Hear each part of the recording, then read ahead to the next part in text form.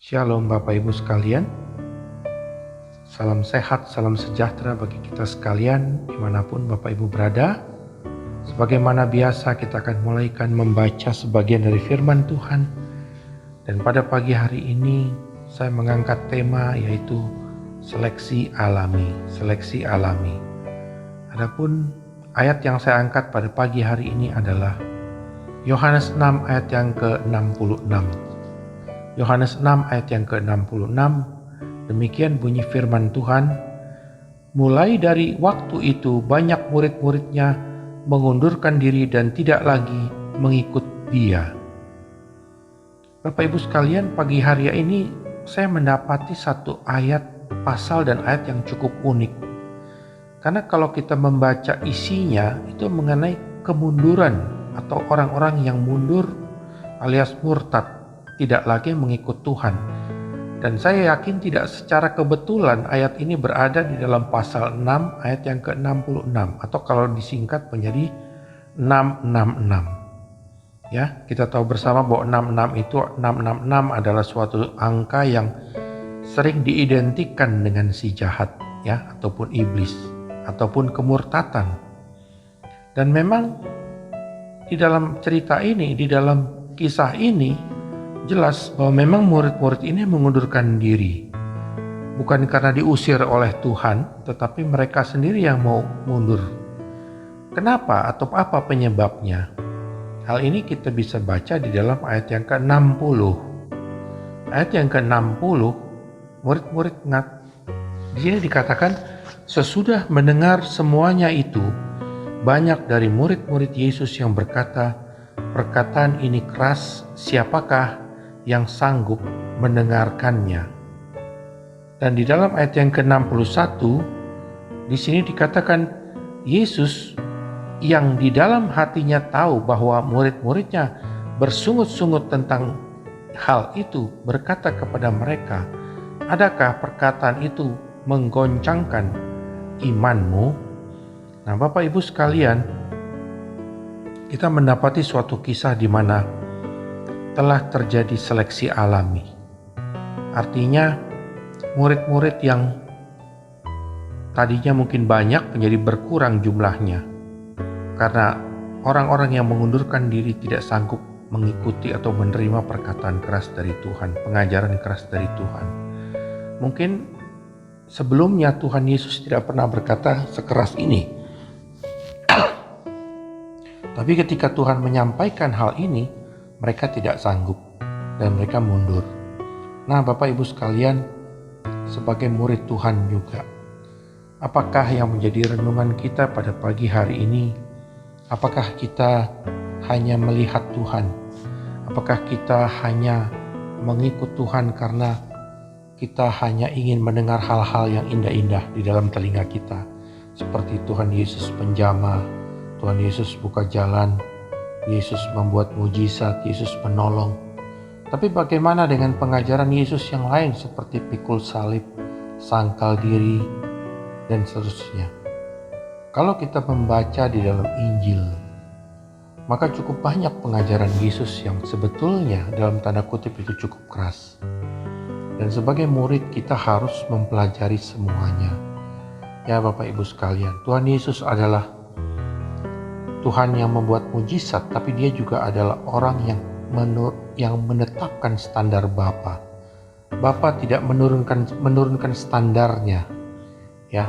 Dan itulah yang diajarkan Yesus. Yesus mengatakan, makananku ialah melakukan kehendak Dia yang mengutus aku. Jadi yang diajarkan Tuhan, yang diajarkan Yesus adalah sesuatu yang juga menjadi ketetapan atau standar Bapa. Dan sebagai muridnya, sebagai murid Tuhan, kita harus ikut atau kita harus rela mendengarkan ajaran-ajaran Tuhan apapun itu, baik itu yang indah-indah ya bagi hidup kita sekarang maupun yang keras yang akan menjadi indah bagi hidup kita di masa yang akan datang. Bapak Ibu sekalian, inilah yang menjadi perenungan kita pada pagi hari ini. Ya, apakah kita hanya siap mendengar hal-hal yang baik?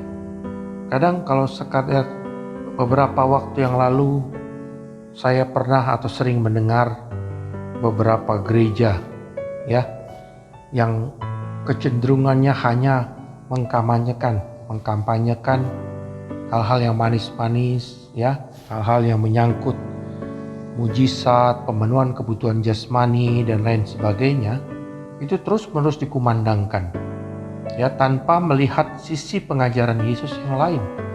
Dan memang rupa-rupanya cukup ampuh untuk menarik banyak orang ya, menarik orang-orang menjadi anggotanya, menjadi jemaatnya ya. Tetapi apakah itu benar ajaran Tuhan Yesus yang murni ya? Kita tahu bersama bahwa mujizat yang dilakukan Tuhan itu sebagai sebuah tanda keilahiannya, sebagai sebuah tanda bahwa dia berasal dari Bapa. Tetapi setelah itu merupakan sebuah kewajiban bagi pengikutnya untuk meneladani, mengikuti apa yang dia ajarkan, termasuk tentunya adalah kita di dalamnya.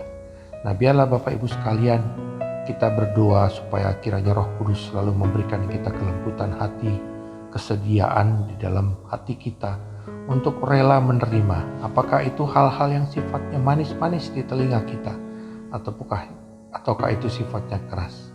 Karena apapun itu berguna buat kedewasaan rohani kita. Puji Tuhan Bapak Ibu sekalian, demikian renungan singkat firman Tuhan pada pagi hari ini.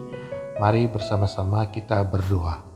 Tuhan Yesus, pada pagi hari ini kami mengucap syukur untuk firman-Mu yang boleh kami baca dan renungkan. Kami sadar Tuhan bahwa sebagai murid Engkaulah guru kami, dan kami berdoa kiranya Roh Kudus memberikan kami hati yang lemah lembut, yang rela untuk mendengarkan, rela untuk menerima, bahkan bukan saja menerima tapi melakukan hal-hal apapun yang Tuhan kehendaki kami lakukan dalam hidup kami. Kami percaya bahwa dengan demikian kami menerima pengajaran-Mu seutuhnya dalam hidup kami. Biarlah waktu dan kesempatan yang ada pada kami boleh manfaatkan dengan sebaik-baiknya untuk mengenal Engkau dalam segala macam pengajaran-Mu, baik itu yang manis, yang indah, yang nyaman bagi daging kami, ataupun yang justru sebaliknya, seolah-olah itu hal yang keras bagi daging kami. Tuhan Yesus, terima kasih untuk segala penyertaan-Mu dalam hidup kami. Tuhan, pada pagi hari ini kami juga berdoa buat semua anak-anak-Mu yang akan melakukan aktivitas. Tuhan tolong buka jalan, jaga dan lindungi. Damai sejahtera dan sukacita mengiringi langkah kaki kami kemanapun kami berada. Hormat dan kemuliaan hanya bagi nama-Mu saja. Terima kasih Tuhan, terima kasih. Di dalam nama Tuhan Yesus Kristus kami sudah berdoa dan mengucap syukur. Haleluya, amin. Puji Tuhan Bapak Ibu sekalian. Selamat beraktivitas, Tuhan Yesus memberkati. Amin.